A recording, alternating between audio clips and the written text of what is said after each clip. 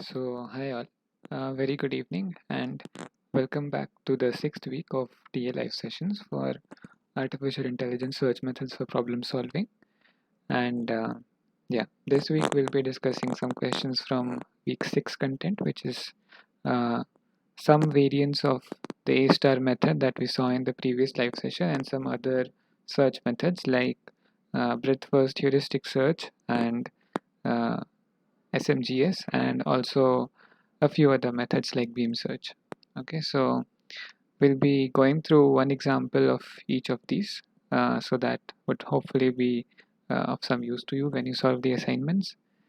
So without further ado, before that, can you hear me properly and is my screen visible?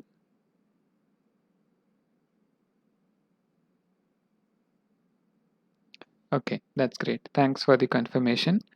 Uh, okay, so without further ado, let's get started with the questions.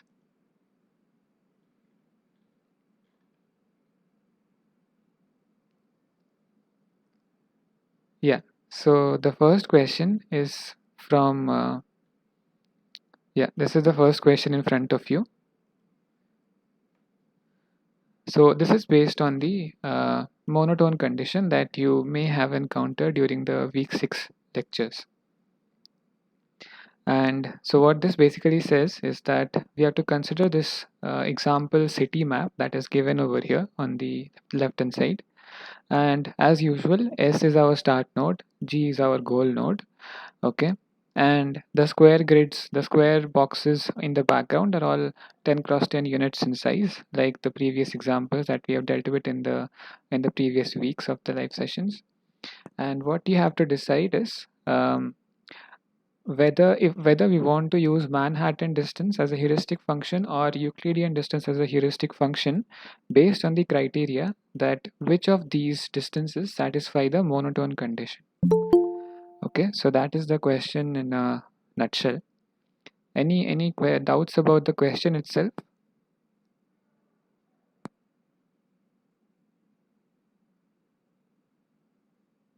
Okay, that's great. Then I'll create a poll for this question while I give you a couple of minutes to go through the map uh,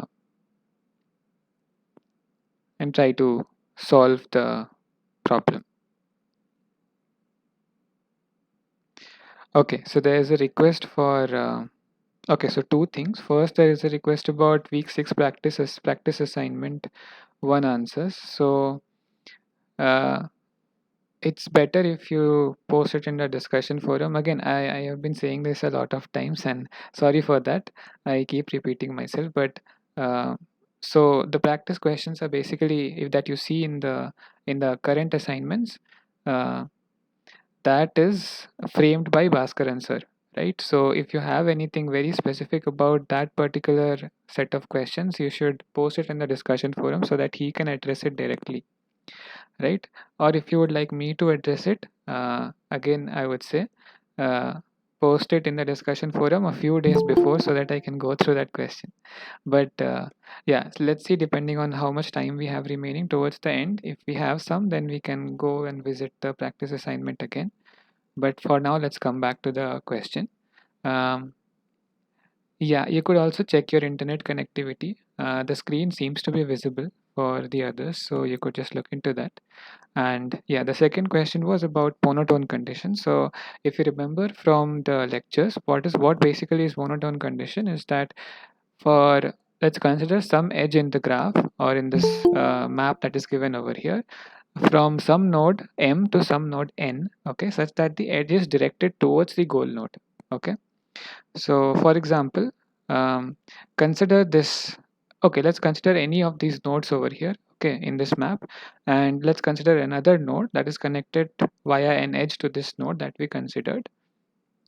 What the monotone condition says is that the difference in the heuristic values or a heuristic estimates for these two nodes, the absolute value of that difference should be lesser than or equal to the actual cost of going from that node to the other node. Okay, so if I have to write it out, just give me a moment.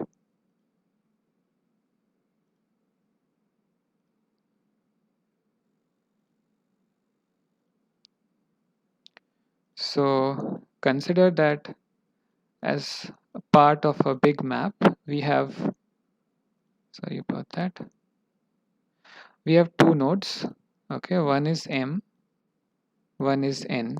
Okay, corresponding to each node, we have some heuristic value. Okay, for this one it's HM, for this one it's HN. Okay, this could be Manhattan or Euclidean, whichever, whatever we, or something else even. This is just some heuristic value. Okay, basically some estimate.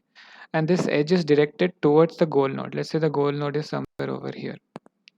Okay, and let's say that KMN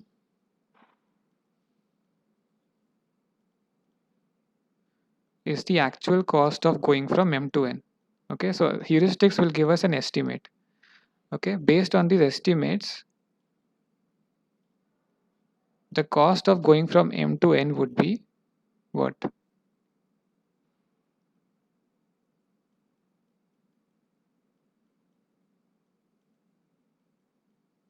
Right? This should be less than equal to the actual cost. This is the monotone condition. So I hope that helps. Yeah, for those who joined just now, I'm just going back to the question once more. Um, so this is the question basically in front of you. Um,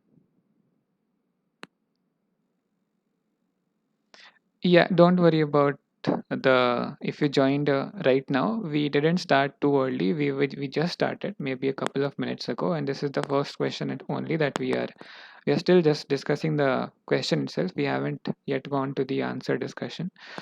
So this is the question in front of you. Basically, we have to check whether Manhattan distance or Euclidean distance would be satisfying the monotone condition that you saw in the lectures. Okay, so I'll just create a poll while I'll let you think about the options.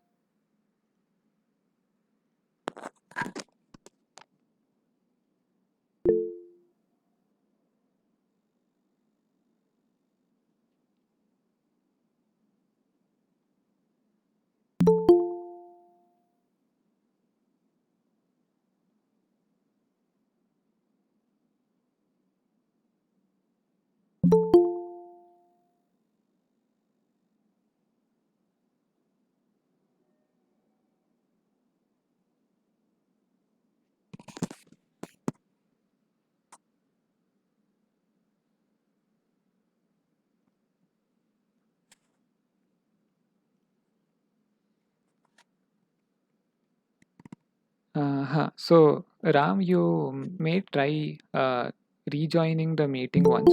Maybe there's some issue. Or if you have another device, you can try joining the meeting from another device.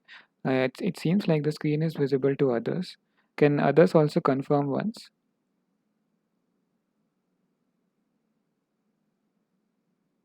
Yeah, that's so it's visible for me. That's Okay. no problem.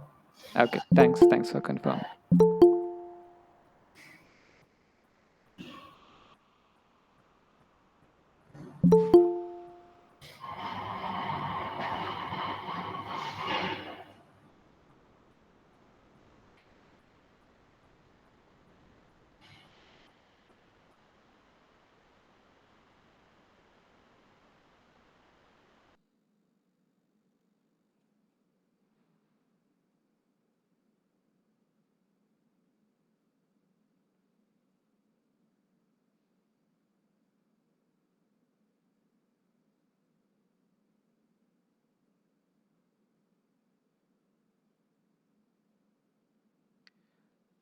Okay. So one query in the chat where Shashi is asking, can we explain a bit of state space search? Uh, Okay, so in very brief, I can tell you basically we think of different states, okay, and we move from one state to another, right? And we search through different states. That is basically state space search. Okay, so state space is basically a collection of all the possible states, uh, all valid states. And if I remember, this is from very initial weeks of the course. So if it would be better if you could post this in the discussion forum so that it can be addressed in length or in more detail by Bhaskaran sir. Okay. Or you could also revisit the live session recordings from the previous weeks where this particular topic was addressed, and that should help. Okay, so let me go back to the poll. Okay, so we have varying opinions. So some people have voted in favor of options A and B, some people in favor of options B and C, and some in favor of options A and D. So let's have a look at the solution. The intuition remains the same. Okay, so basically for every edge, How do we choose the answers in the chat box? so we have created a poll, right? Where uh, is the code? if you go to the bottom right corner of your Google Meet, you'll see a small icon. Okay. Right. Okay, it's okay if you prefer to write in the chat box as well. That's all right also. Okay. Yeah. Okay, so getting back to the solution, so the intuition remains the same for every edge from a node M to another node N. Uh, and let's say that this edge is directed towards the goal node, and where HM and HN denote the heuristic estimates for these two nodes, while K of M comma N basically denotes the actual cost of going from node M to node N. Okay, so if this condition is satisfied, then we can say that the monotone condition is satisfied. So let's take the two options that we have of using a Manhattan distance and the Euclidean distance and see if this condition remains satisfied. Okay, so let me just zoom in a bit. So in this particular graph over here, we have been given or I have pre-computed the Manhattan distance values for each node. Okay, and if we can just find one such edge where this condition is not satisfied, we can say that the monotone condition is not satisfied for the whole graph, right? So can you find one such edge in this particular graph where the monotone condition is violated?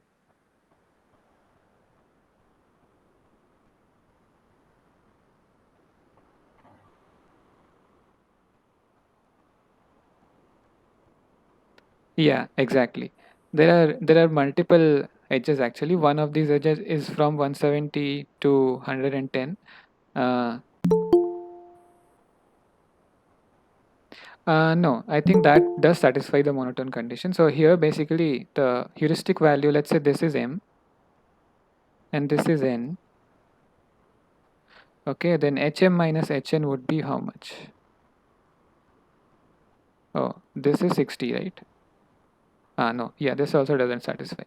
Similarly, if we consider this, let's say this node N from N to goal node, okay, for this as well, the difference would be 110 minus 0, which is 110, which is again greater than the actual cost 100. And similarly here also, the difference in the heuristic estimates was greater than the actual cost, which is 55. Right, so we already found two examples of edges that do not satisfy the monotone condition. So we can say that the Manhattan distance does not satisfy monotone condition.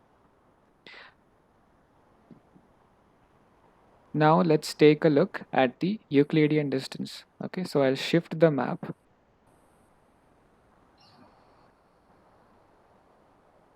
Okay, so this is the Euclidean distance. Same graph, same map, but with the Manhattan distance replaced by the Euclidean distances. Okay, and if you have any doubts about any how the Euclidean distance was computed, so you can treat your goal node as the origin of your coordinate system and compute the Euclidean distances of the varying nodes. Okay, it's as simple as that. So what do you think? Does Euclidean distance satisfy the monotone condition?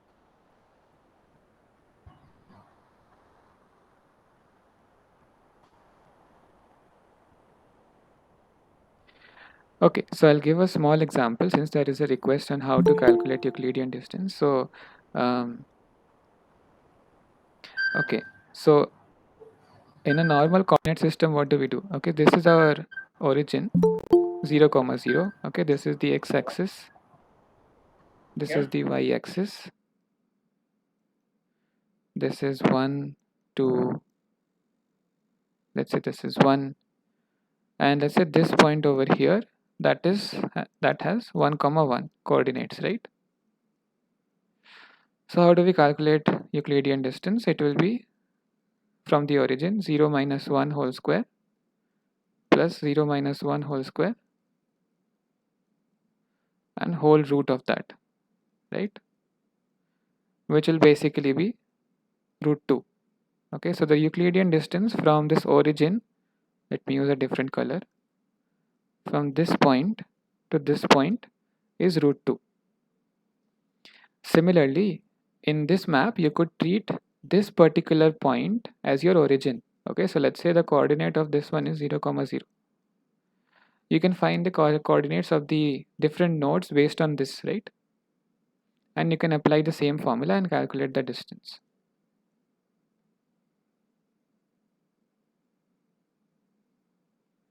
So I hope that helps.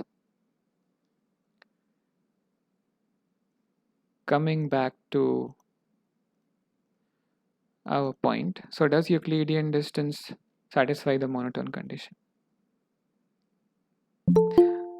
Yes. So, addressing another query in the chat, goal node is the origin for all the maps because here your aim is to reach the goal node, right? So you need to define your function in a way so that the value at the goal node is 0, right? If you are at goal node, then the value of your function, or basically the distance of the goal node from the goal node, has to be 0. That's why we choose goal node as the origin. Similarly, when we calculate the Manhattan distance as well, we calculate it with respect to the goal node.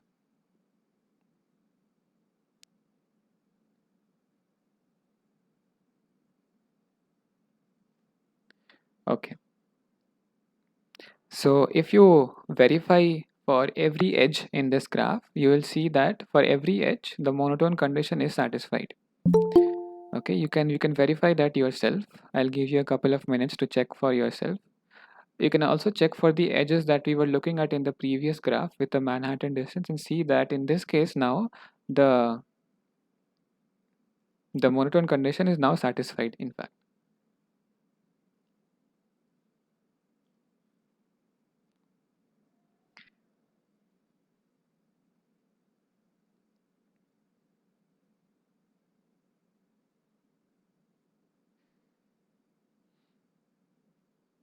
Okay, so the correct answer in this case, in this question, would be that for Manhattan distance, the monotone condition is not satisfied, whereas for Euclidean distance, the monotone condition is satisfied. Okay, so the correct answer would be options B and C.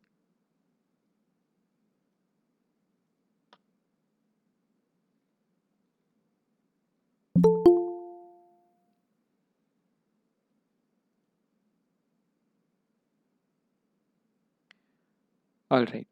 Um, shall we move on to the next question?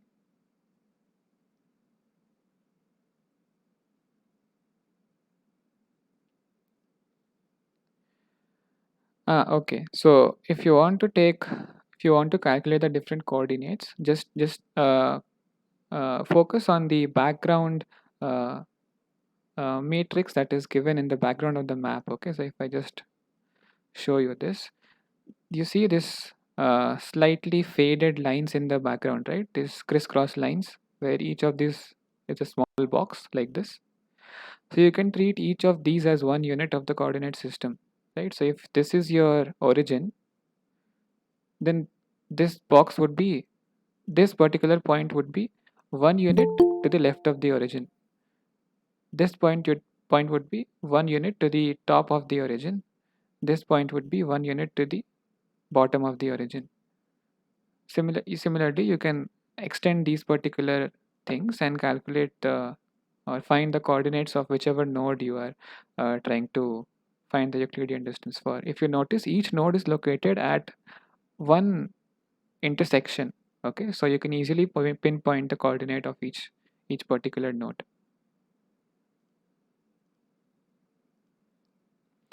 Okay, so we'll move on to the next question now. So again, for the next few questions, we'll be dealing with the same map or same graph that we have been using for the past 2 or 3 weeks. Okay, so you might already be familiar with this map or graph. And this time we are going to use 4 different methods. One is WA star, which is a variant of A star. We are going to use breadth first heuristic search. We're going to use beam search, and we are also going to see how sparse memory graph search or smart memory graph search can be employed to make our lives easier when we are trying to deploy any of the algorithms, let's say A star. Okay, so just to reiterate once more that here also S is the start node, G is the goal node, and the uh, costs or the values on top of each edge is the actual cost of going from one node to another. Okay.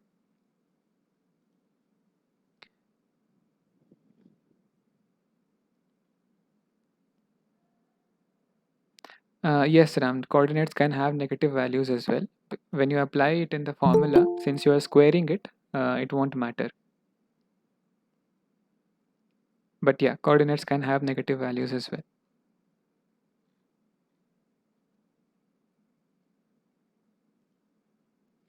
Okay, so now let's move on to the first question from the not the first question, the second question from today's session, wherein we will solve weighted A star, where we will assume the weight to be 3.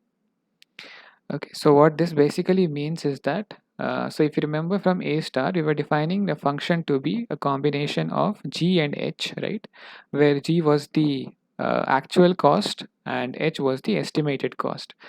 Now in weighted A star, we are giving a higher weightage to the estimated part of the function, right? So now our function would become G plus 3H. Okay, so if I have to give you an example of what this means, um,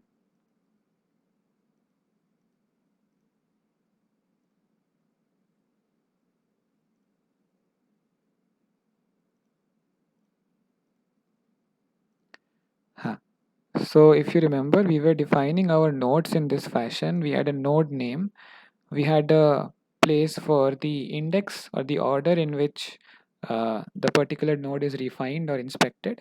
And we had a cost or a function value associated with this, right? So initially our function was like this, G plus H, where G was the actual cost and H was the estimated cost, right? So for S, since G is equals to 0, we were considering the full estimated cost, which was 160. Okay, if you go back to the map, you'll see that the Manhattan distance for S would be 160. Okay, basically the Manhattan distance with respect to the goal node. But now since our function has changed to G plus 3H, this would evaluate to 0 plus 480. So our function would be 480. Okay, this is the only difference in WA star and normal A star.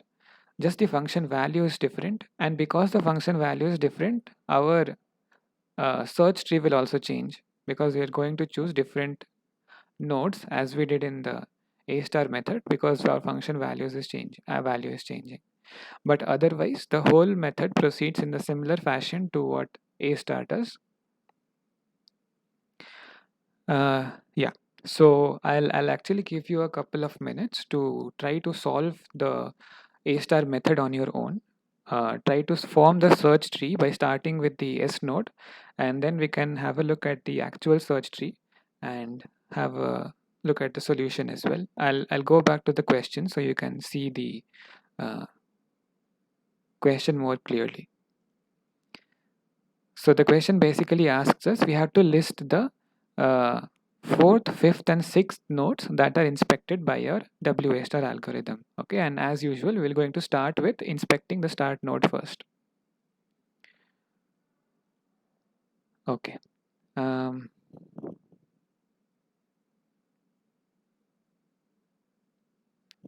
Yes, Ram, you have to consider the g value because g is part of the function f, right? So it's not like we are doing away with g.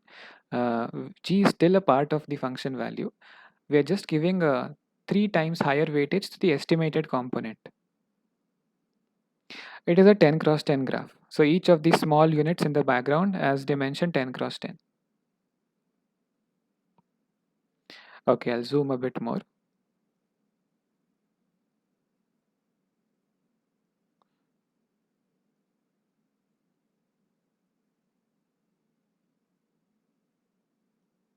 Is that better?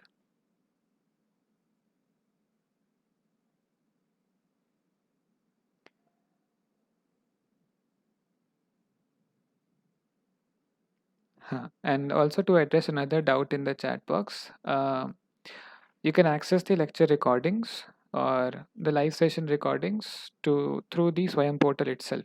Okay, just go to the Swayam portal. You will see a section called problem solving session, and there you will find all the useful links.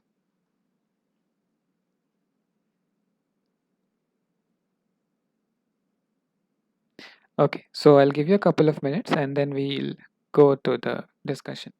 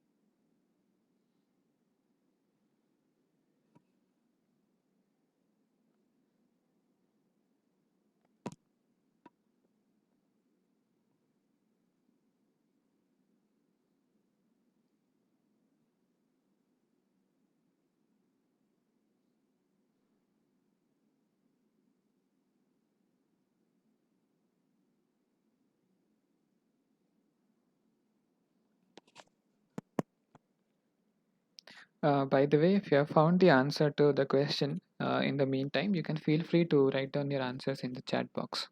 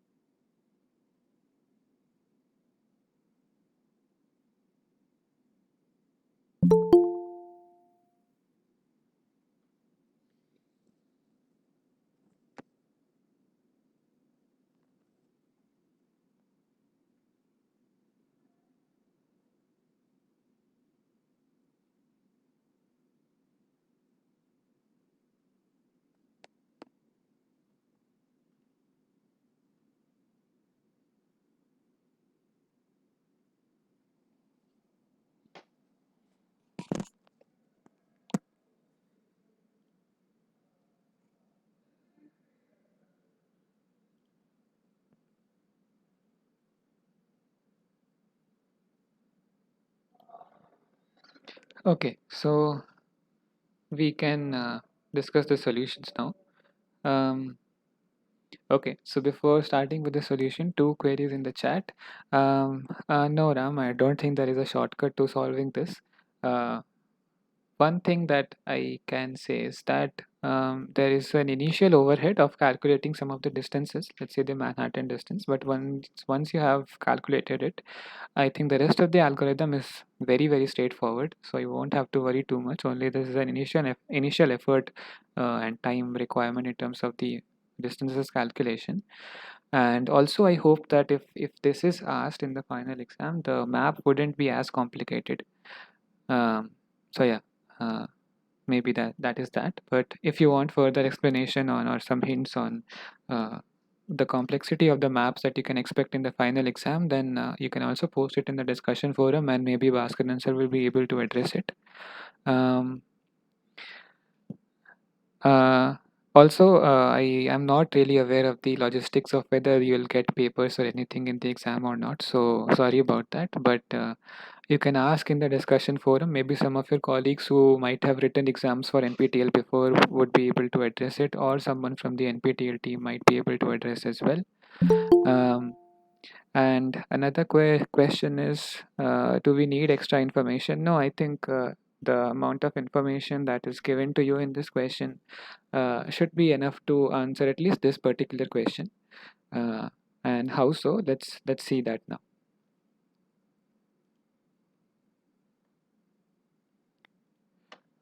Okay, so we were over here. Okay, so S was the first node that we inspected. So let's call this as 1. Okay, so this indicates that this is the first node that is inspected. And the children of this node would be the 4 places that we could go to from here, which if you look at the map, they would be E, J, K, and O. Okay, so we would have E, J, K, and O. Okay, now each of these would have their own cost values. Let's take the example of one of these nodes. Okay, let's consider E node.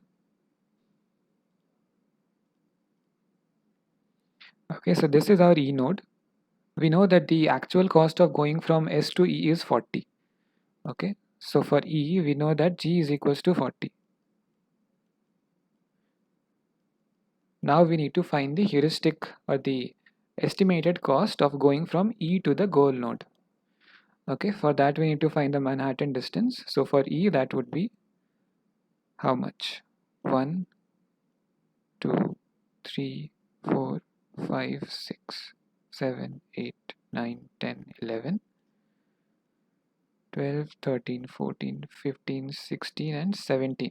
Okay, so since we are traveling 17 units and each of these units is 10 cross 10 in size, h would be 170. So our function value would be 40 plus 3 times 170.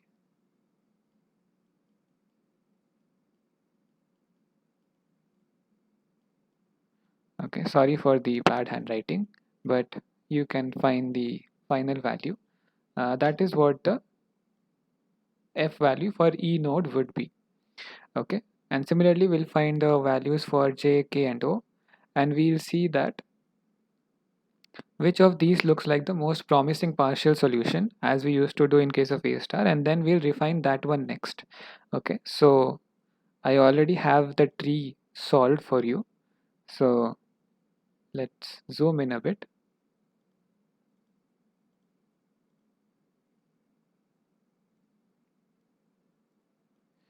Okay, so you can check for yourself uh, the values basically. And as we saw, S is the first node that we refined with an index 1, and it had a function value of 480. Now this had 4 children, E with cost 550, J with cost 600, O with cost 420, and K with cost 420 again. And we chose to refine K, although K and O have the same cost or same function value, because K appears alphabetically before O. right? That was one of the assumptions we made in the A star solution as well in the last week. So we're going to follow the same assumptions, and we're going to refine K next. Okay. So when we refine K, we'll add all the nodes as children of K that we could go to from K. Okay. So those would be F, H, L, and Q. Okay. And now amongst E, J, O, F, H, L, and Q, we will see which of them is the most promising solution. Okay. And out of all of them, L looks like the most promising partial solution because it has the least F value, which is 350. Okay, compared to 550, 600, 420, 550, 450, and 390. This is the least. So we will now refine L. Okay, so that's why there's 3 index over here. And we will add H as a child of L. Okay, and again here, if you notice, the concept of propagation improvement comes in, which we saw in the previous week's A star solution as well. So basically here what we are saying is that we have found a path from S to H. It's not really a path, it's actually a partial solution. Okay, so this is not a path. Sorry for that mistake. It's a partial solution from S to H, which has a lesser cost than the partial solution from S to H in this through this particular direction. Okay, S to K to H, this is 450, whereas S to K to L to H is 440. So we will discard this particular H from further considerations. Okay, that is an example of propagation improvement. But anyway, so now after we have added H to the as a child of L in our search tree, now amongst E, J, O, F, Q, and H, we will see which looks like the most promising partial solution, and that happens to be Q with value 390. So we will refine that next. Okay, and we will proceed in a similar manner. We'll refine R next, then P next, and finally we will reach the goal node. Okay, with the cost 330. So this is basically the 3A star method. The only difference was that we multiply the heuristic or the H part of the uh, f function by 3 times the value of the, so basically we have g plus 3h. Okay, so we are having 3 times the, we are giving 3 times weightage to the heuristic or heuristic estimate. So I'll zoom out a bit and I'll let you go through the search tree and convince yourselves about uh, the validity of this solution.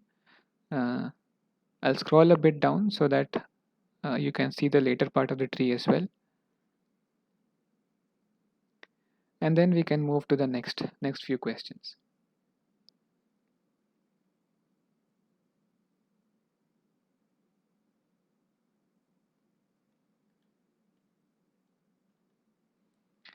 Okay, so one question in the chat is, if there are 3 nodes A, B, and C, and the edge cost from A to B is 30, A to C is 20, then what would the algorithm choose?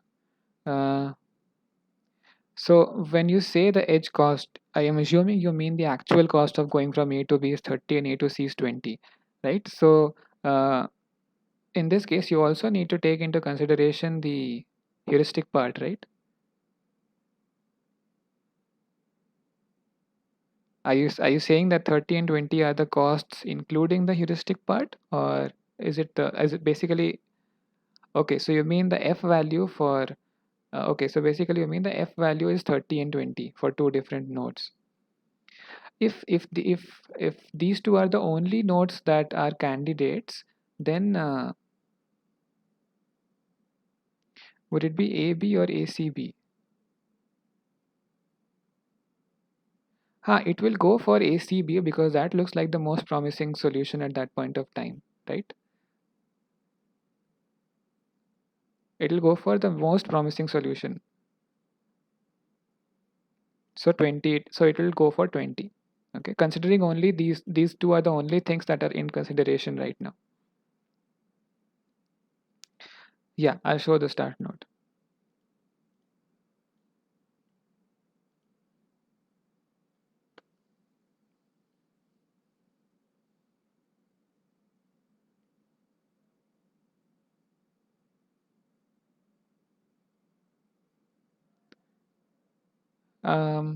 I'm sorry, what do you mean by the notes written page? Do you mean the question?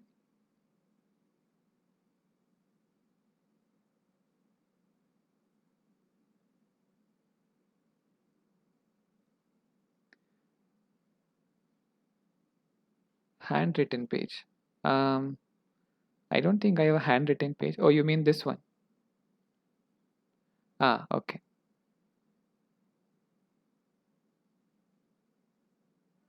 Okay, so I hope you noticed this. I'll quickly move back to the actual search tree.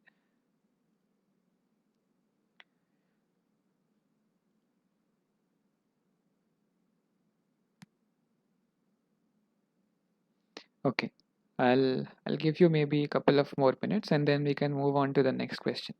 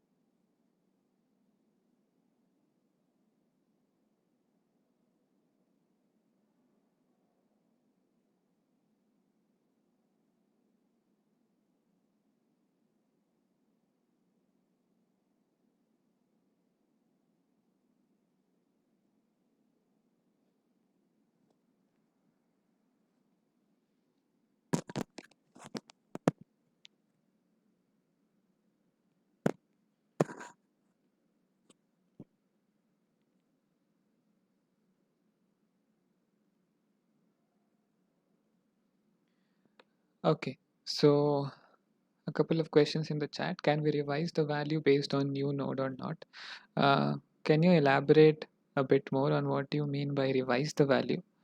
Revise the value of what exactly? In the meantime, I'll look at the next question, which was what does admissibility mean? Um, yeah, I think one of your colleagues has given an answer in the chat box, but yeah. Once again, I would request that it would be better if there is something that is a direct callback to something in the lecture series or in Professor Kimani's lecture or notes. It's better if you post it in the discussion forum because that would be more efficient. uh, I would have to go back to the lectures and go and open it and spend some time there, right? Um, and once again, I'm iterating back to the same point again. Sorry about that, but uh, yeah, if you would like me to discuss something specific from the lectures, it would be really efficient if you could mention that in the discussion forum maybe some 2-3 days before the actual live session happens, so that I can include some question maybe that addresses that in some way. Okay, and yeah, that's about it. Yeah, thanks for your question. Okay, so if there are no further doubts about the 3A star method, we can move on to the next question then.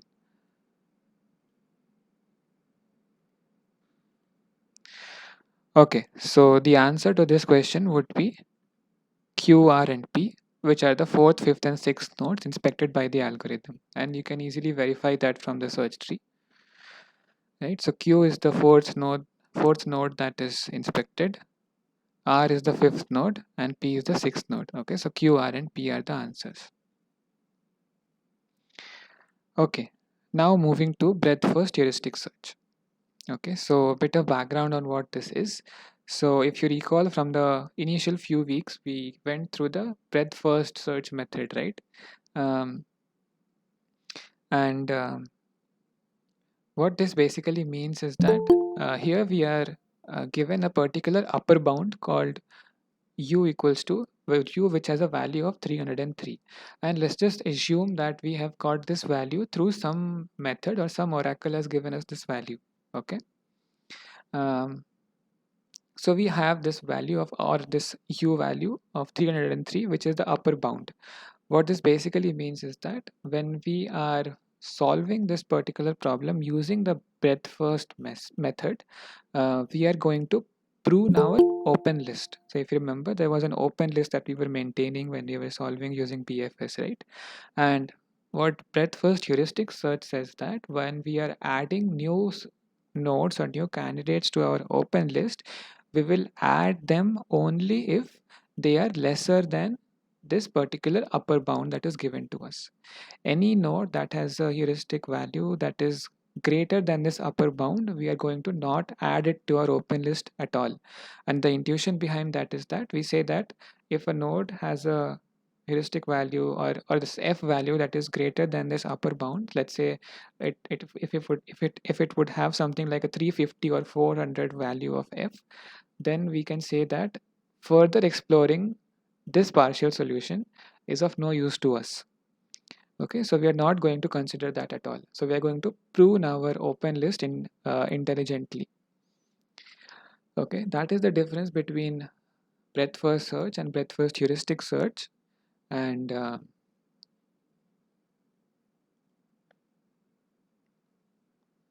yeah, that's what you have to solve. And if I have to give you a diagrammatic explanation of the same thing, then it would be something like this.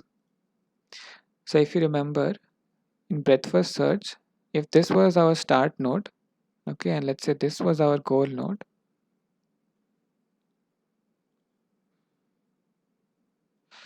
okay, the breadth first solution proceeded in this manner, right?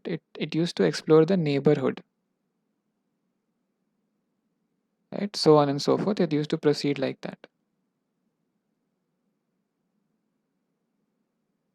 It used to continue exploring the neighborhood until it reached the goal node, something like this, right? What the upper bound basically tells us is that we are going to consider only a subsection of these, or explore only a subsection of these nodes that we would have otherwise encountered in the complete breadth first search, and that will make things more efficient for us in the sense that we are having to inspect much lesser number of nodes now than before. Okay, so we are not going to have to go through all these spirals. We are going to have to explore only a subset of these particular nodes. Or if I have to draw this again,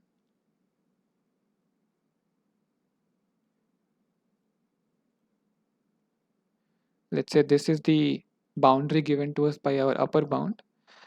So we just have to explore the nodes that are falling within this boundary. Okay, and all these parts of the graph we don't have to explore at all. So that makes our process more efficient.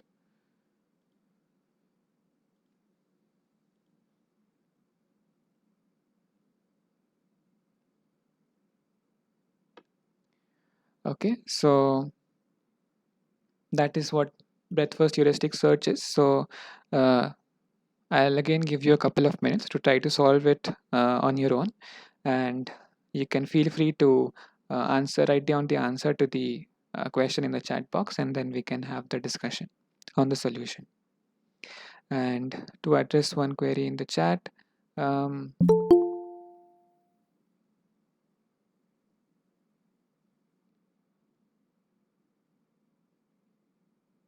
yeah, I will update the lecture record, the live session recordings. I'm sorry, I'll say lecture recordings all the time. It's not really a lecture, it's more of a problem solving session.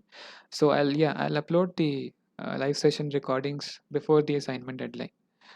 Um, it considers f value, which is g plus h. Okay.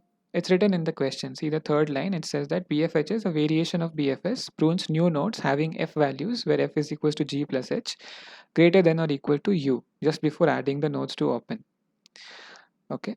So if you remember, okay, what was the data structure that we used for solving breadth first search? Does anyone remember?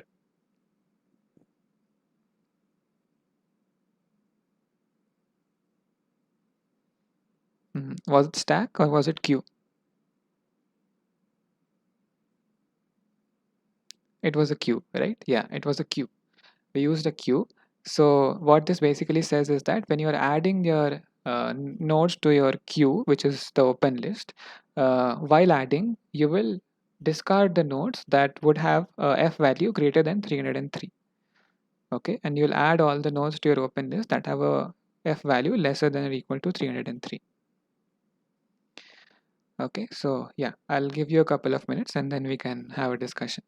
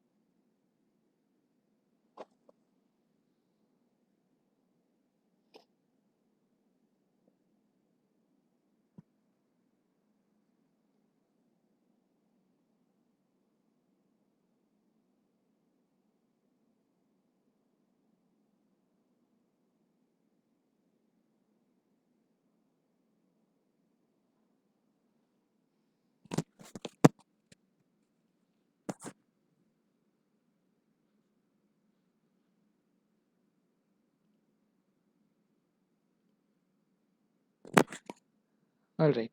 Um, any solutions? Any answers? If you have found some partial solution, you can mention that as well.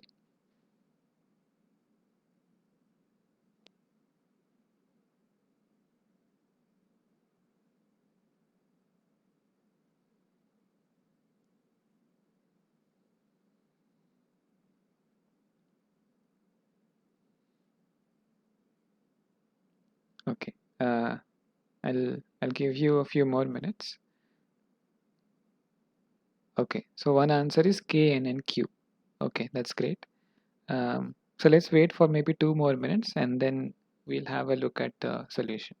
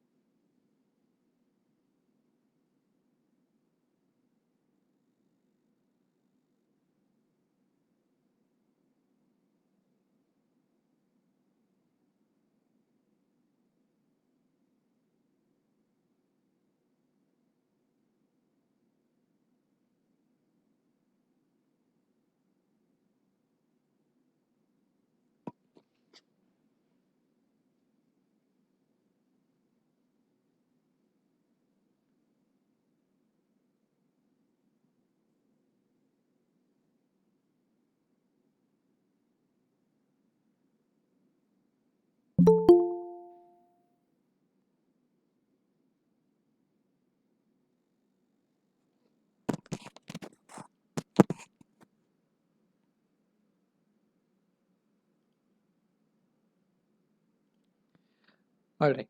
Now let's have a look at the solution. And yeah, let me shift to our Jamboard.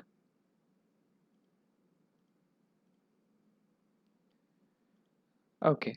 So as usual, we'll begin our search with the start node, which is S. Okay. So S will be in the closed list and our open list, it would be like a queue, right? So this is the front part of the queue. This is the end part of the queue. And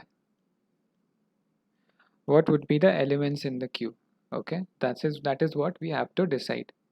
So in the usual case, there are four neighbors of S, right? E, J, K, and O.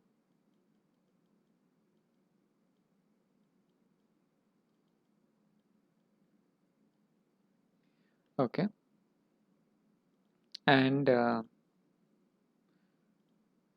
okay, let me just see. Okay, so we don't have the F values with us. So let me quickly check the F values from the full solution and then we'll come back. So there were 210, 220, 180, and 180. Okay. So all of them are, let me write that down. So there were 210, 220,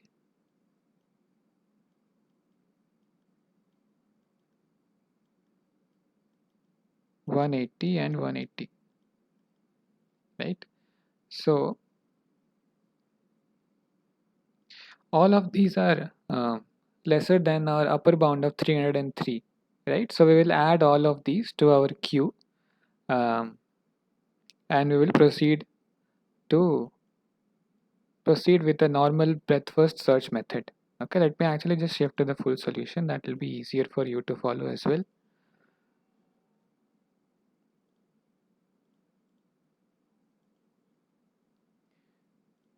Yeah. Okay. So 160 was the cost of the start node and start node was the first node that we inspected. And remember, this is a queue. So these neighbors of S will be added in a particular order. Okay, and that would be the alphabetical order, right? Because remember, the move gen function outputs the neighbors in the alphabetical order.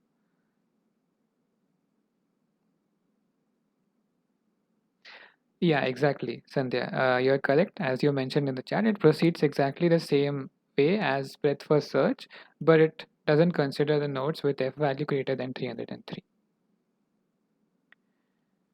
Yeah. So this is our queue at this point of time. And since E is at the front of the queue, E will be inspected next. Okay, so that's why E has a value of 2 over here.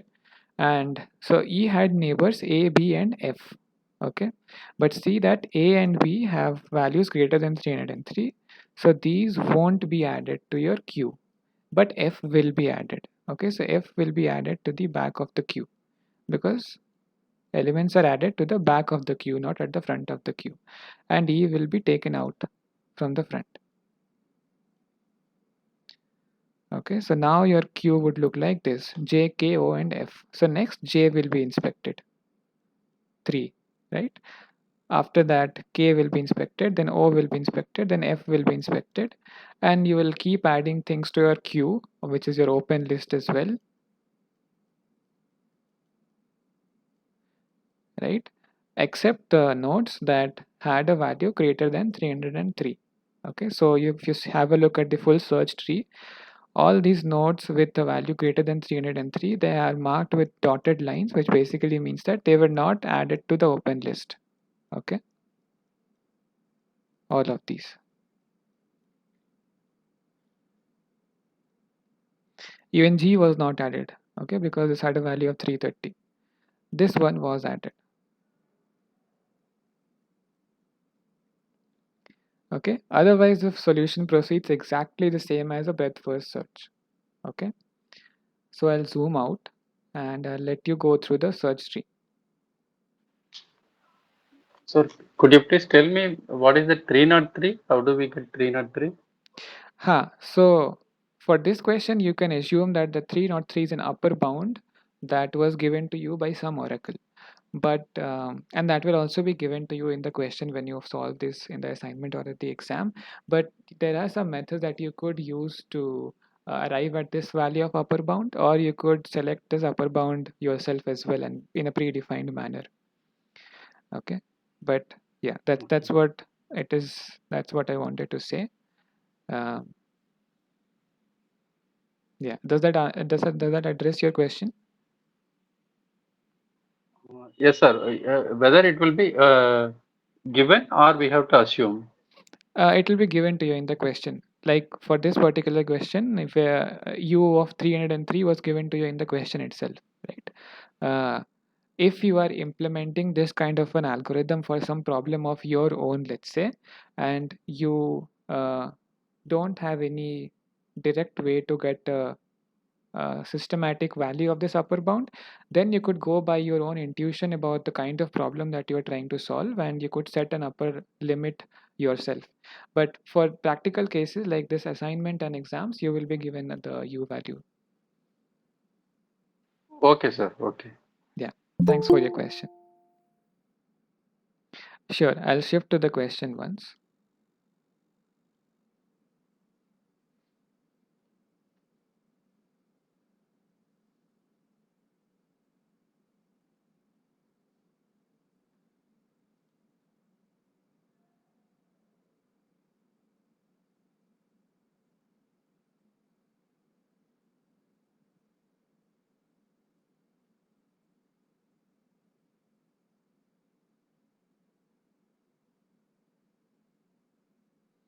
Okay, I hope that helps.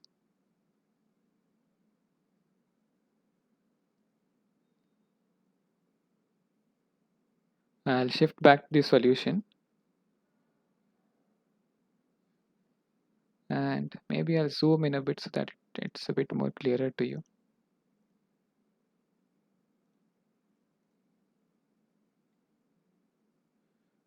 Sir, I have a doubt, sir. Yeah, please go ahead.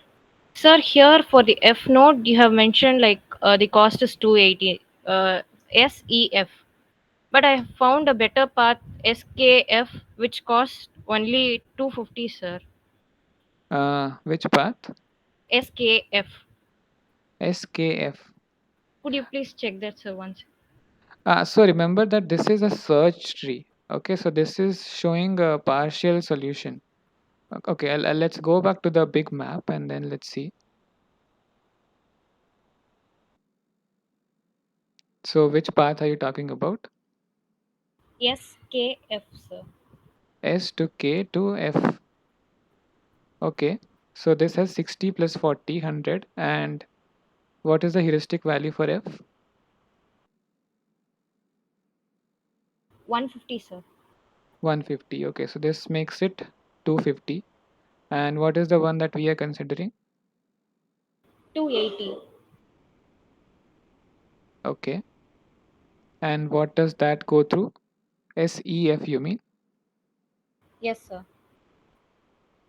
Okay. So that might be a result of the method that we are using, right? So I'm not saying that this method is sorry about that. This is the most efficient method, right? So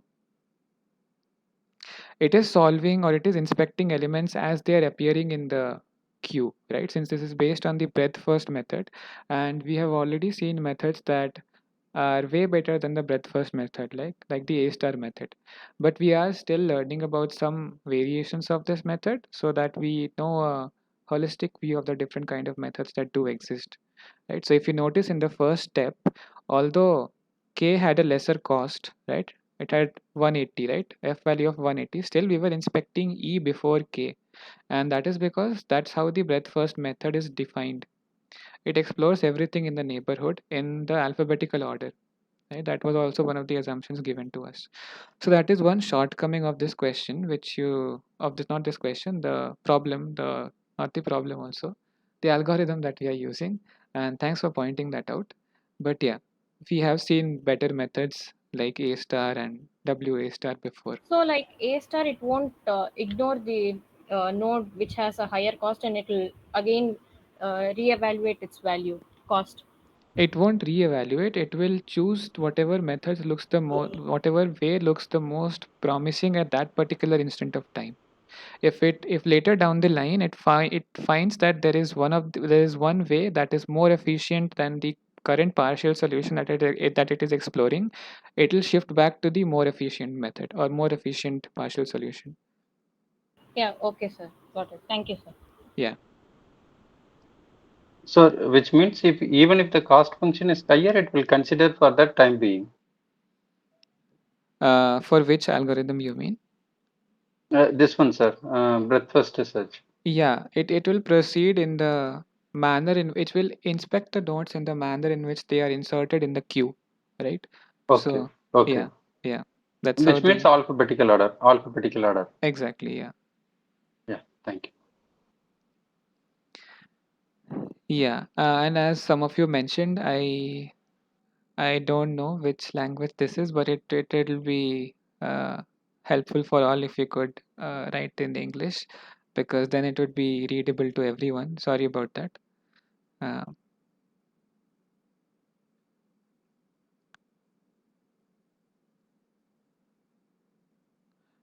okay. Any doubts about this search tree?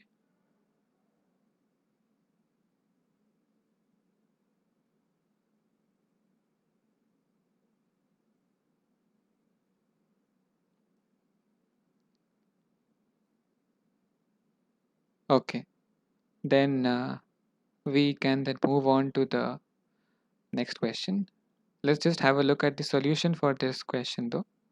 So the 4th, 8th and 12th node inspected are K, H and T, and their corresponding costs are 180, 270 and 300, which you can again verify from the search tree. So the 4th node inspected is K with cost 180.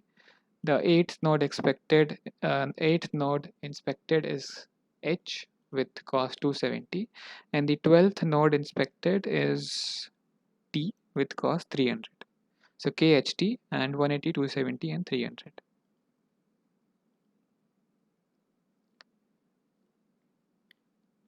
All right. So now we move on to beam search. Okay. So as of now, we were considering F values. So beam search will again go back to our previous ways of using only the H values, not the F values. Okay, so that is what is told in the question over here. So we have to simulate beam search using H values and a beam width of 2. And what this basically means is that at each level of the search tree, we are going to have two nodes in consideration.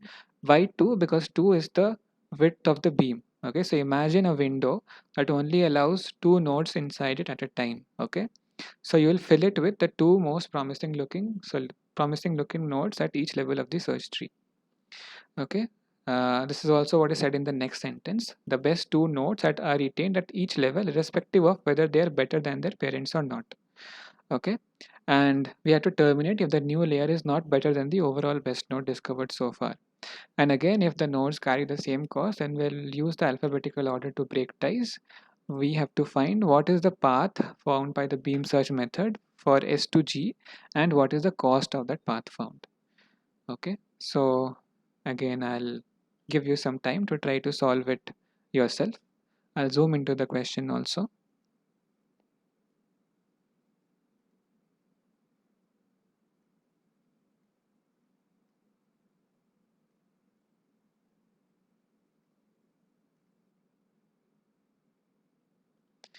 Yeah, and then after a while we can have a discussion.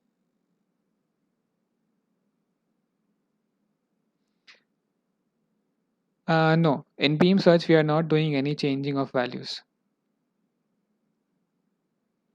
This was to address one query in the chat box.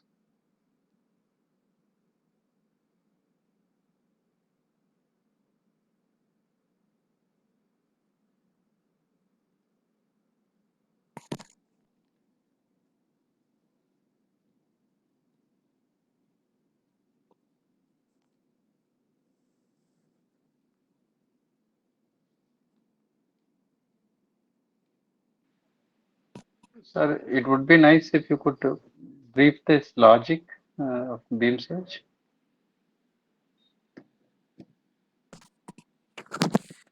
Sure. Thanks for the question. Yeah. Just give me a moment.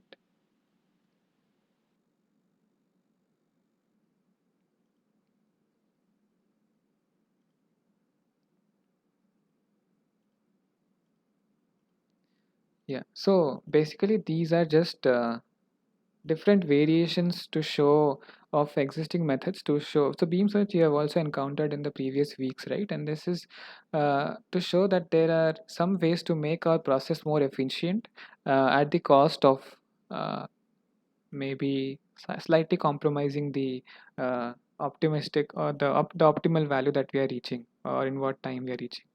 Okay, so what this beam search does is that let's say we have a particular node, okay, and this had a set of solutions.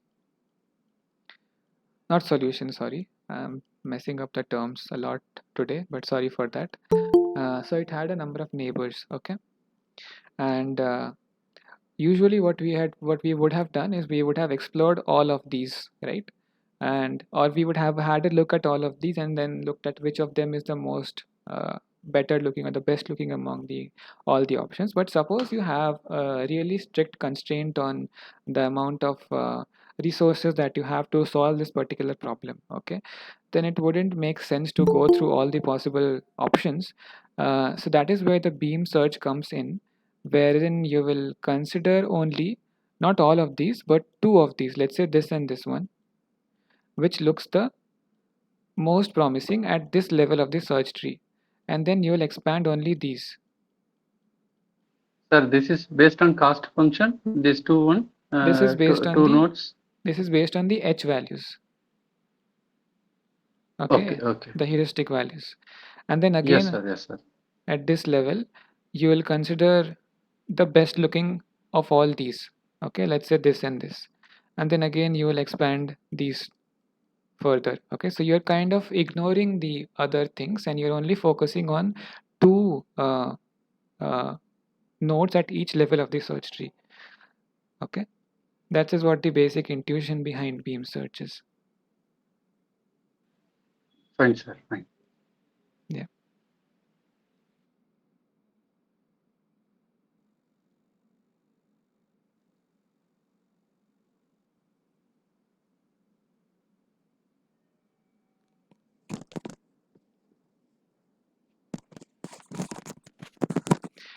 It considers the heuristic only, not the actual edge cost. Okay, that is what is mentioned in the question as well.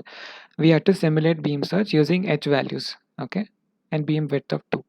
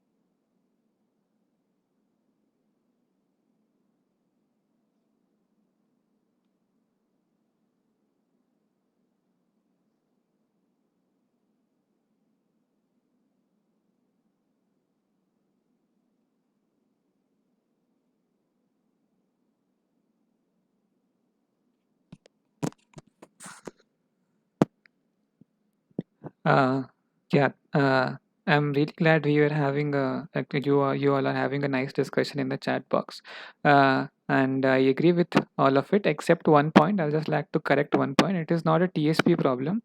It's in TSP you would have to go through each node exactly once and come back to the starting point, right? Here you're trying to find the optimal path from S to the start node to the goal node. Okay, but other than that, yeah, as some of you said, um, you have to consider the best heuristic value nodes, which in this case would be lower heuristic values, because you want to have an optimal path that has as lower cost as possible. And if it had been something like a SAT problem, then you would have to then you would try to maximize, right? So then you would consider the heuristic values that have a higher value.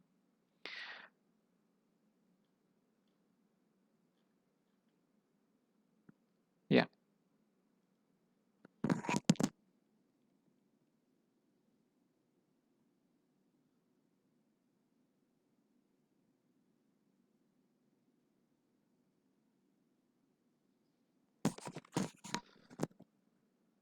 Yeah, this map has the actual cost given. Don't focus on it. You have to use the H values only. Okay, it's just the same map that I've been using from the previous questions, but you don't have to focus on that for this particular question.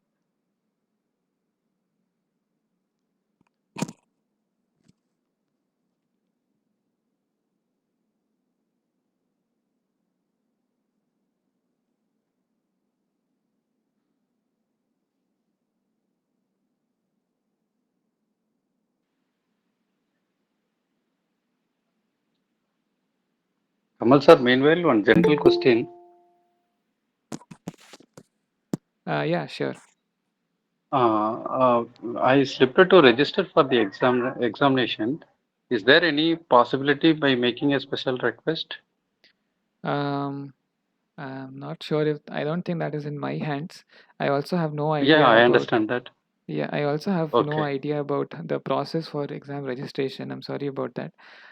So okay, I'm completely separate from the NPTEL team that's handling the logistics. So it will be better if okay, you could address or send this query to the NPTEL team, and maybe they'll be able to provide you with a better solution. okay, okay. Thank you. Sure.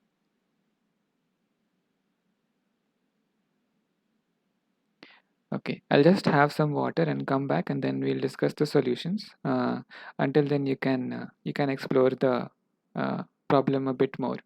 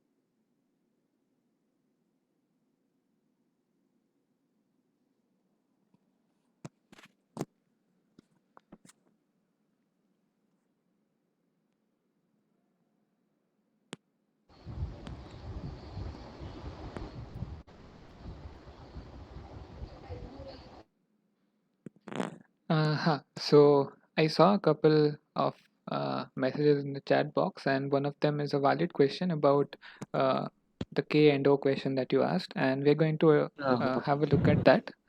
Um, Kamal, Kamal sir, sorry to interrupt you. yeah, sure, go ahead. Yeah, I have a request that every week we get some practice assignments. So can we get the detailed solution of that? So the practice assignment questions are prepared by Bhaskaran sir. Okay, so he's the lead TA or the So main TA. can Uh, you put my request to him? you can also post in the discussion forum and you request a full detailed solution, but I will also convey it to Okay, him sir. through from my side. Um, Yes, sir. what I can try to do is to consider one or two of those, a few of those practice problems into our discussion of the problems that we discuss in the live Yeah, session basically. Yeah, I can try to do that, but yeah, yeah, I'll also convey your yeah, message to him. yeah. Thanks so much. Thank you so much. Sure, thanks for your this message. Huh. So let's have a look at the solution now.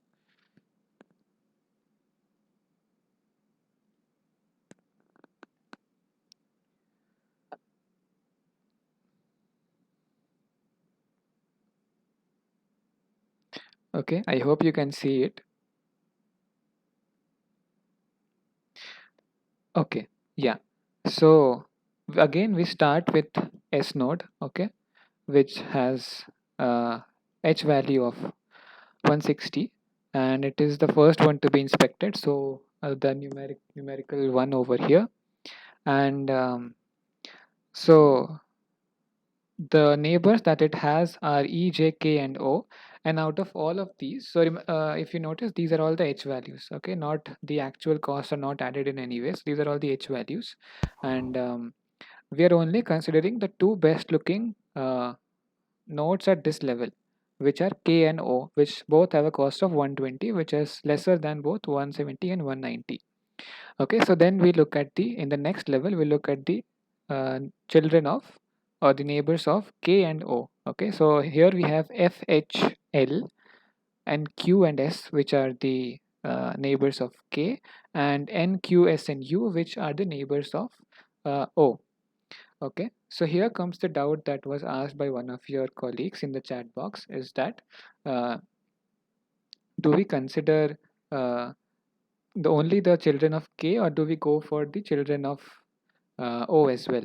So the answer to that is we expand or we inspect these elements one by one, right? So we expand K first, and we have found some. Let's say we are only looking at F, H, L, Q, and S. Okay, so out of these, H and L are the um, most promising or the best looking nodes at this particular level. Then we expand O also, because we are looking at two nodes in the beam, right? So we will expand O also, but we find that none of the neighbors of O are actually better than the two nodes in the beam that we already have. Okay, some one of these nodes Q has a value of 90, which is same as the value of H over here, but Q again appears alphabetically later, right? So we are not going to consider Q. If if one of the neighbors of Q of O, let's say we had some node over here that had a value say 50, then we would not consider this H in the beam, and we would consider this particular 50 instead. Okay, so I hope that addresses your query that you had mentioned in the chat box.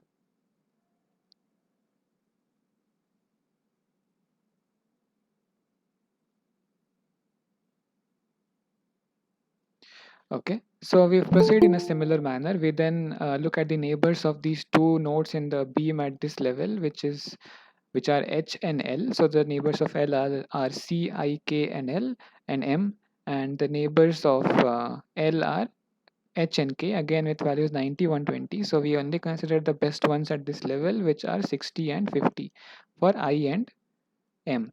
Okay, and then we expand this further, and we finally arrive at G over here. Okay, so the part that we have found is,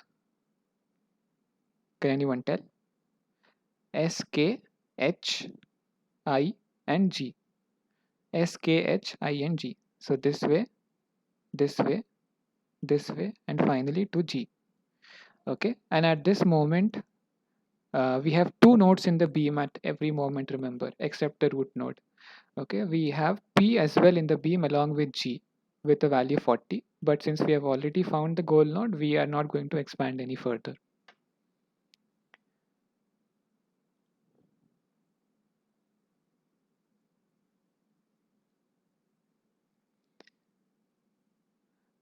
Okay, so a couple of questions in the chat box. Does it remove duplicates like A star? Okay, so it does not concern itself with the removal of the duplicates, and it kind of moves in a different way of addressing the efficiency, and that is by considering only two nodes at a time, two best looking nodes at a time in the beam. Okay, so as you see, we are also considering S over here, which is a repetition, right? But we are not concerned with it because we know that it will the beam will only have the two best looking solutions at this particular point of time, and if a particular path has repetitions, it's very likely or more likely that it won't be one of the best looking solutions. Okay, so it has that kind of a compromise. And yeah, so I think that addresses multiple questions about the repeated nodes. And why it gave 4 to L and not to H? Because of the alphabetical order. Remember, so we focused on the alphabetical order. We will expand in that manner.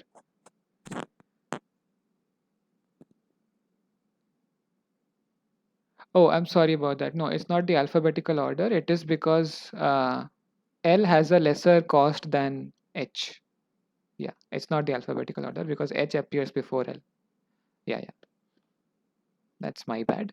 L has a cost 80, right? Or H value of 80, or yeah, H value of 80, whereas H has 90. That's why L is 4 and H is 5.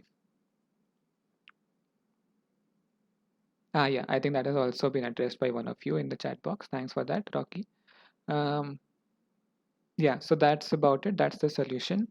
Uh, I'll again give you a couple of minutes to convince yourselves about this beam search tree, uh, and then we can move on to the next question.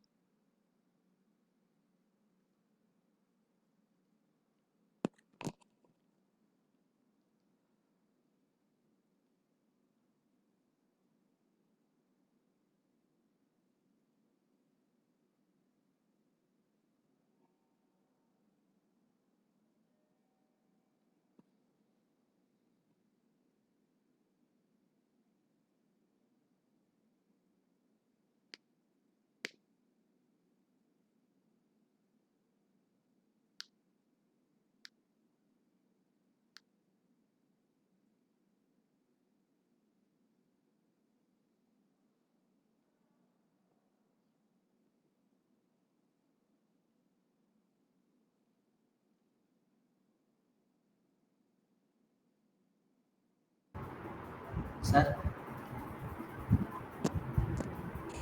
sir, come on, sir. Yeah. Sir, you are saying that after inspecting the children of K, then only we need to move to the O. Then why it was named as number 3? No. So you expanded K first, you inspected K, and then you inspected O, right? You didn't, once after inspecting K, you didn't go to the children of K directly. You need to inspect K, you need to inspect O, and then you need to go to the next level. That is why K is 2 and O is 3. Okay, so both the nodes that are in the beam, you need to expand both Okay, of sir. them, irrespective of uh, what is there, how they are, how good or bad they are looking. Once they are in the beam, you have to expand both of them. Yeah. Yeah, so the Jamboard slides and the presentation slides both have been uploaded already in the presentation folder. So thanks for the reminder as well. And the next question, what is the total cost? So now that we have found the path, we can look at the total cost, right? So what is the cost from S to K? It's 60. 60 plus 60 plus 120. That would be 180. 180 plus 60. That would be 240 plus 70 I to J, I to G, which would be 310. Right? So 310 is your cost of the path found through beam search.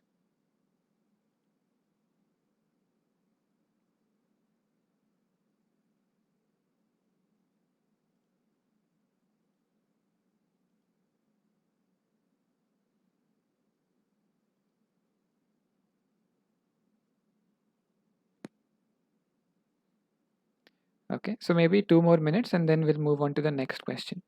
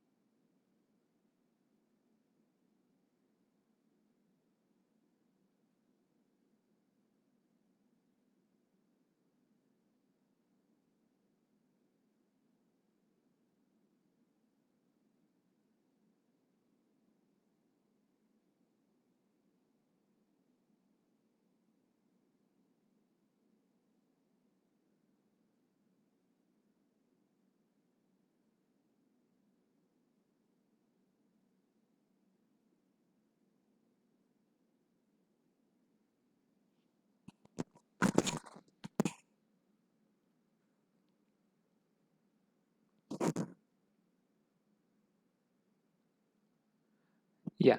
Okay. Yeah. So let's move on to the next question, which, yeah, as some of you are writing in the chat, it is the SMGS problem that we are going to tackle next. So yeah, I do see this confusion about smart or sparse. I think this was also there in the previous run of the course when we conducted the live sessions. So I think you can use both exchangeably.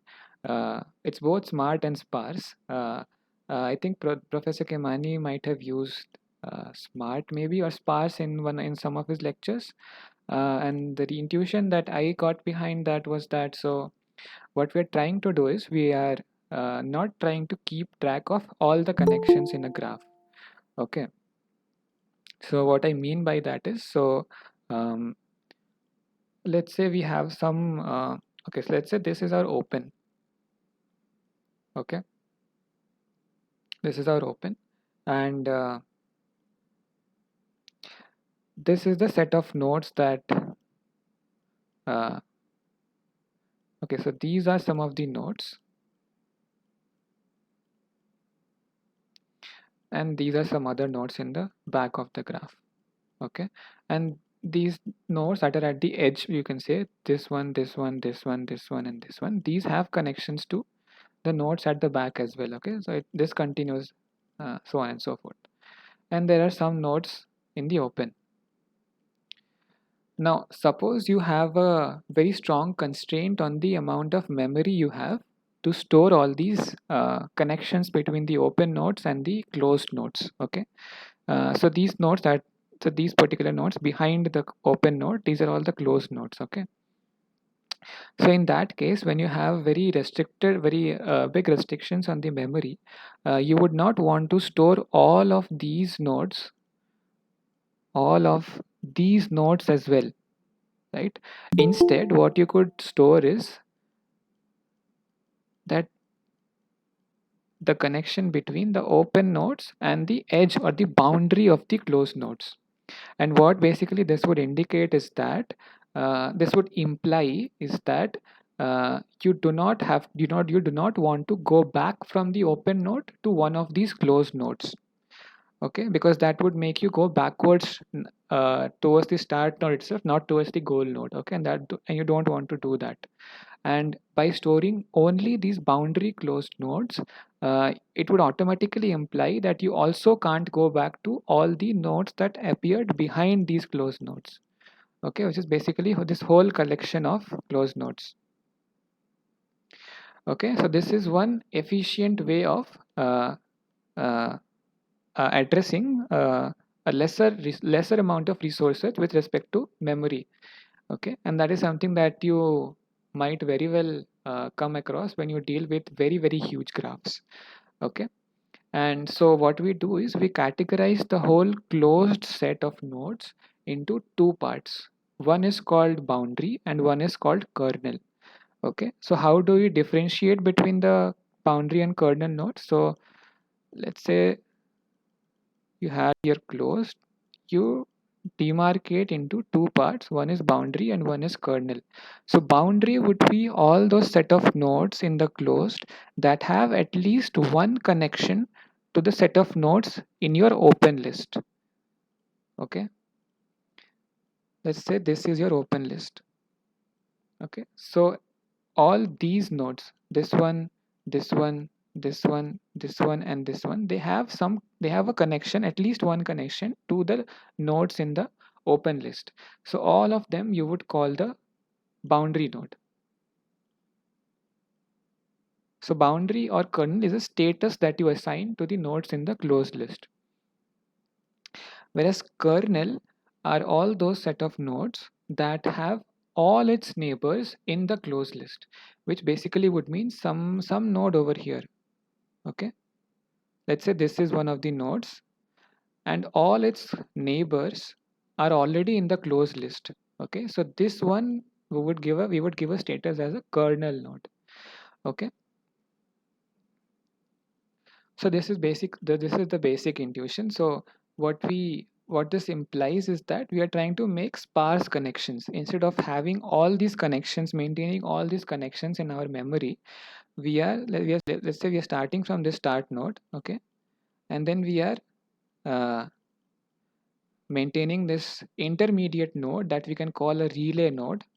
Okay, then another relay node, and then let's say the goal node. Okay, so we know that in the optimal path from the start node to the goal node, we will go through this node, then from this node we will go to this node through some path again, and from this node we will go to the goal node through some path, but we don't store the information on how to go from the start node to this intermediate relay node.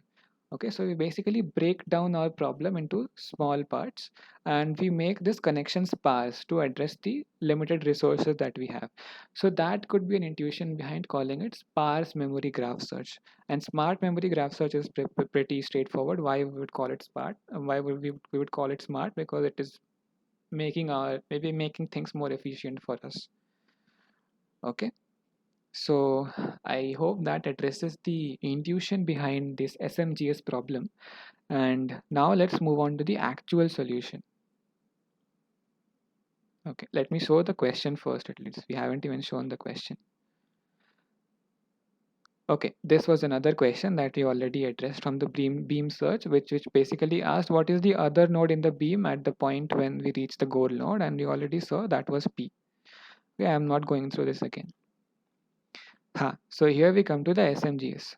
So let me go through the question once. For this question, we assume that the sparse memory graph search SMGS has enough memory to hold only 4 nodes in the kernel.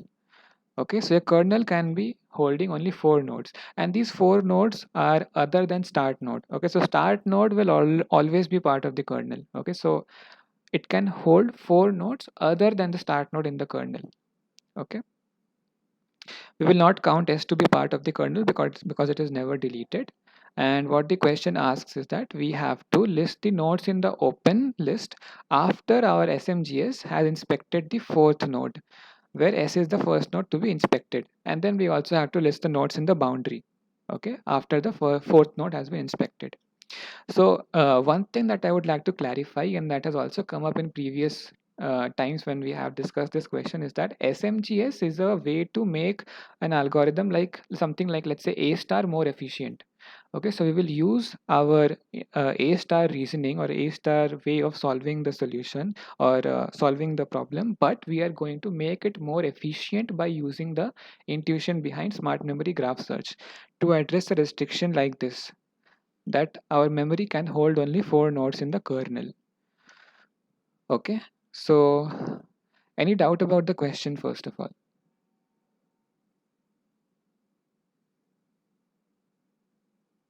Okay, that's great. If there is no doubt about the question, now let's move on to the solution.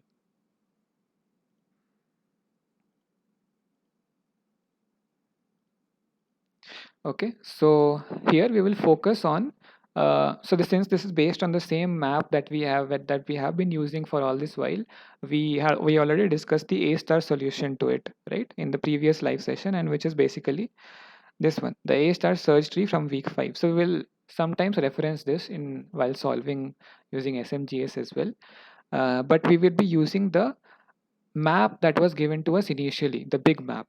Okay, this map basically, because that will be more that will make it easier for us to understand the working of the method. Okay, so shifting back to the Jamboard, so we are starting with our start node. Okay, we will inspect our start node first. And what are the neighbors of the start node? Let's have a look at that. The neighbors are E, J, K, and O. So let's write that down. Okay, so we have E,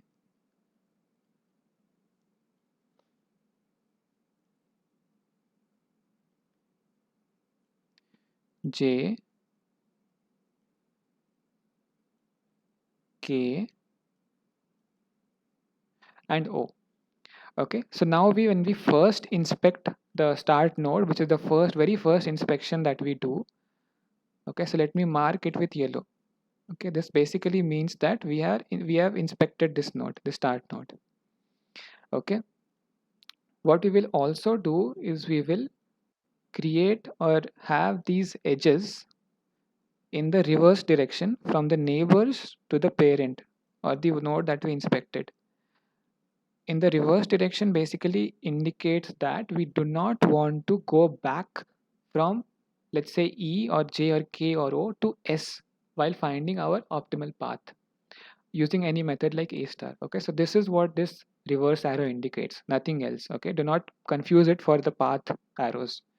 Okay, okay, now that we have inspected S, which was the node that we inspected after S using the A star method? Can you tell me?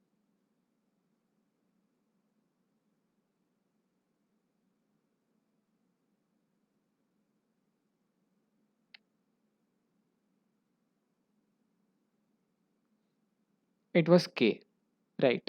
We inspected K next. So here also we are going to inspect K. So let us mark K with yellow. And let's look at what were the neighbors of K.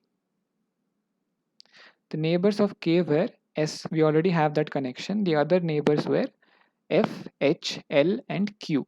So let's mark that. Okay, so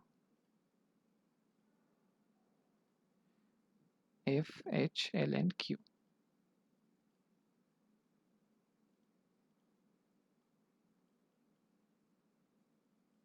We have F, H,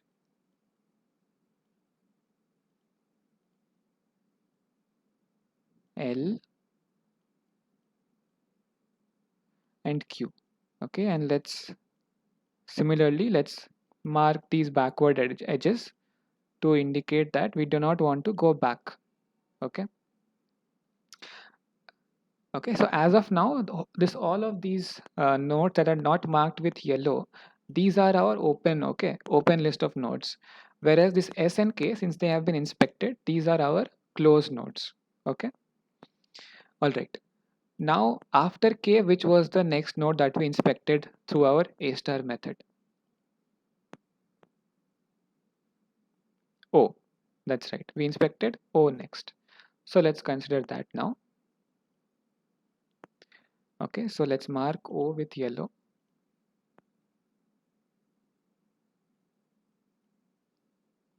Okay. And let's look at the neighbors of O. Sorry about that. The neighbors of O are S, we don't need to mark that.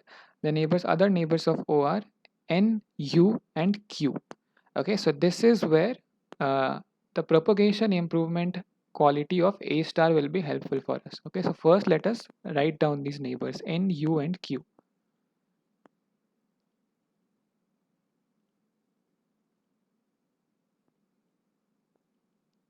N, U, and Q we already have. Okay, so first let's mark the edges from N and U. Now, if you remember from the A star search tree, this way from S to O to Q had a cost of or F value of 200. Whereas the other connection to Q that we saw via S to K to Q had a higher F value, right? So we would cross this particular Q, right? Because it has a higher F value. This is what propagate improvement does, right? It won't consider this Q for further exploration. So we will also do something similar in this graph, right? So earlier this Q had a connection back to K, right? We will redraw this connection back to O to indicate that we found a better path to Q via O, and we don't want to go back to this path again. Okay. Okay. Now what was the node after O that we inspected in A star?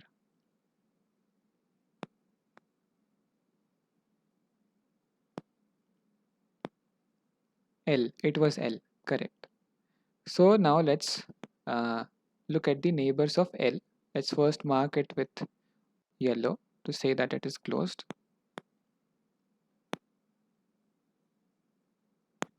Okay, now let's look at the neighbors of L, which are K and H only. Okay. Okay, let's write that down then. So we have both K and H in the map already. K we don't need to bother about because K is already enclosed. Now let us see whether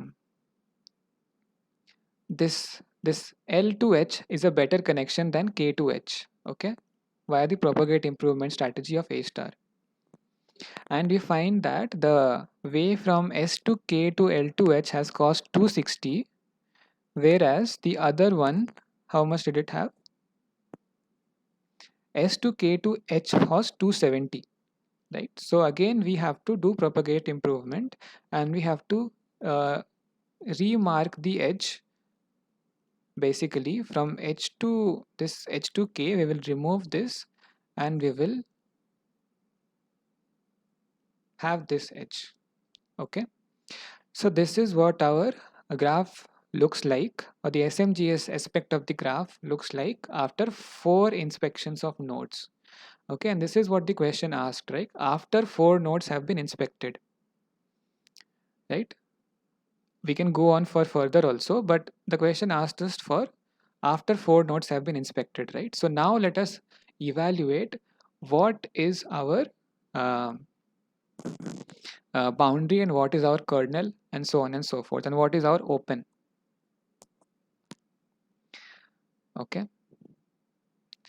Sure, I'll repeat briefly. So what we did for O is that when we inspected O, we found that via propagate improvement, this way from S to O to Q, okay, this partial solution was of better quality than this partial solution S to K to Q.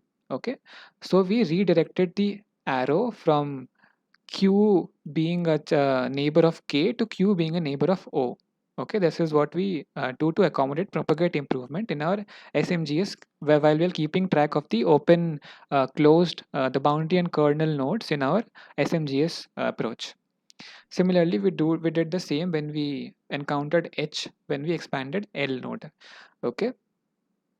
Now when we have to look for the open nodes, okay, so all nodes that are not marked with yellow, they will be forming our open list. Okay, so basically J, E, J, F, H, Q, U and N, these are all part of our open list. Okay, this one, this one, this one, this one, this one, this one and this one, these are all our open. S, O, K and L, the ones marked with yellow. Okay, so let me write that down. S, O, K and L, these are our closed nodes. Okay,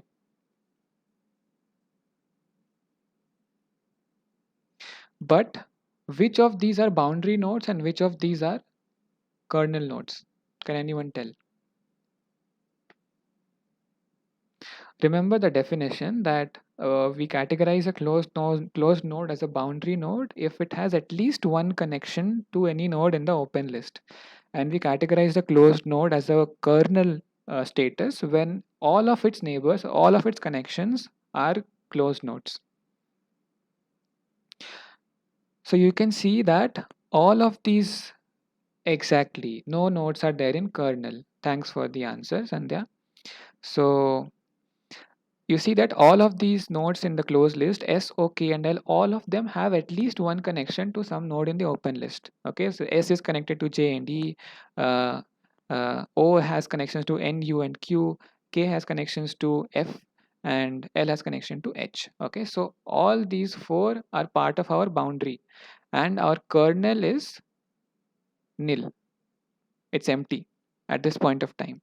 Maybe when we expand it a few more, maybe when we expect a few more nodes, let's say after 8 or 12 or more iterations or more inspections, we will have some nodes, some set of nodes in our kernel. Okay, and I'll just show you an example of that. Okay, so this is basically the part of the graph that I just drew.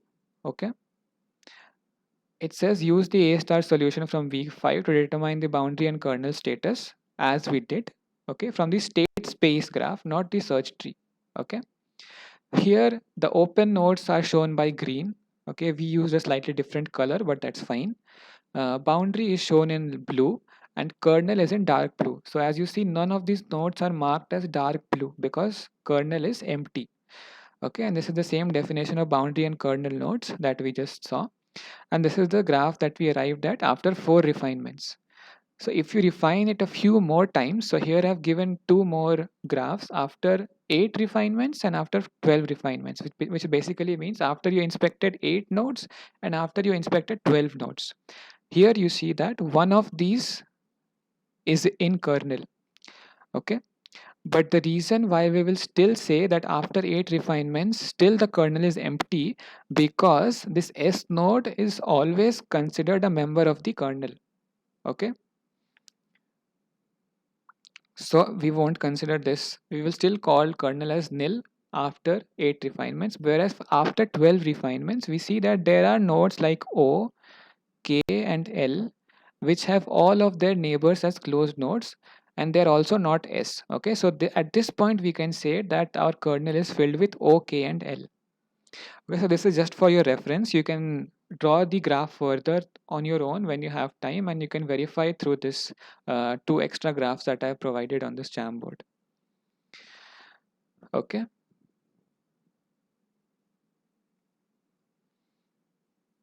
Yeah, basically kernel doesn't have any node. So the set of kernel nodes after 4 refinements would be nil. So we call it nil basically.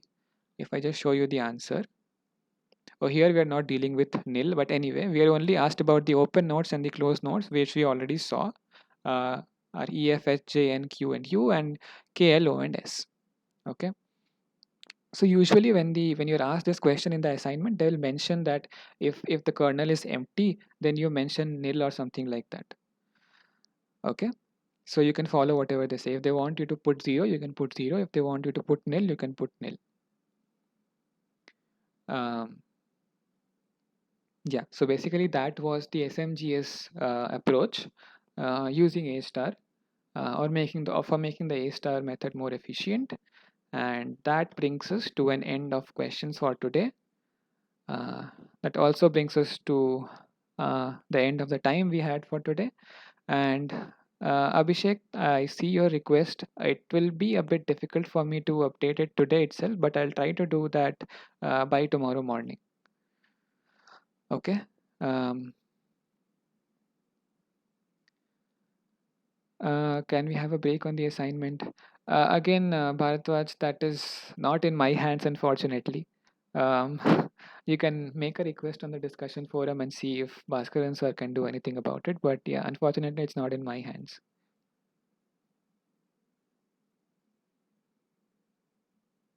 The order is KLOS because of alphabetical order, I think. But you can verify that. Mm, what would be the kernel filled with if it had more than 4 nodes? Okay, if it had a capacity of more than 4 nodes, then you could accommodate more nodes into the kernel. So the status of the kernel will only be determined by whether it has all of its neighbors belonging to the closed list. Okay, and if it has a higher capacity, you can adjust more nodes into the kernel. If it has a lesser capacity, you're only maintaining the boundary nodes, right? So in any case, that makes it more efficient. Okay, so I hope there are no doubts about this.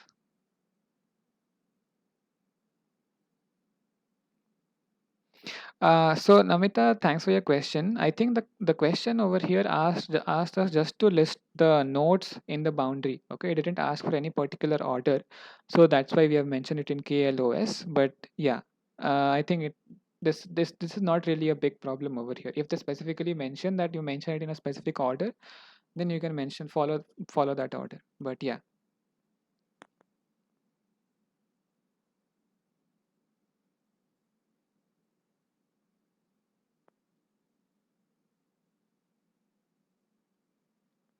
Okay. So you meant that if the kernel nodes has a capacity 4 only, and uh, if we have 5 nodes in the kernel, that is what you mean. So then we would get rid of the node that was in the kernel at the very beginning, right? Because we are only maintaining the recent ones. Okay, we'll discard the one that was at the very beginning towards the start node, is what my intuition says. But yeah, you should also verify it with Bhaskaran sir in the discussion forum.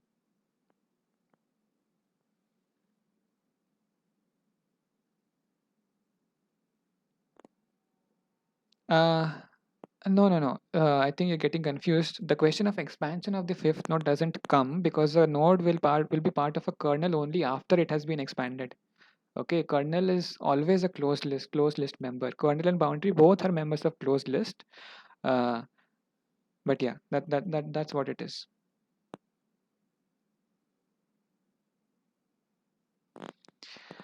Okay. No, you can apply SMGS for other methods as well, not just A star. You can try and explore that as well. Yes, you can always consider goal node as one of the inspected when you're inspecting node. That's how you will reach the goal node. This is also to address one of the queries in the chat.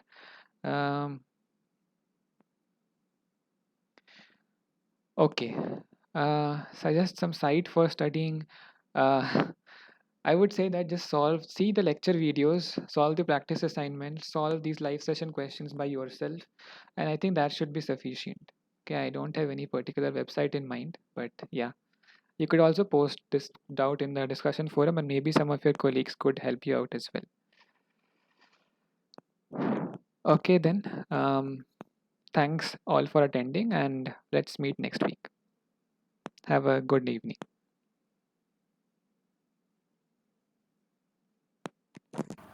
Thank you, sir. Thank you very much.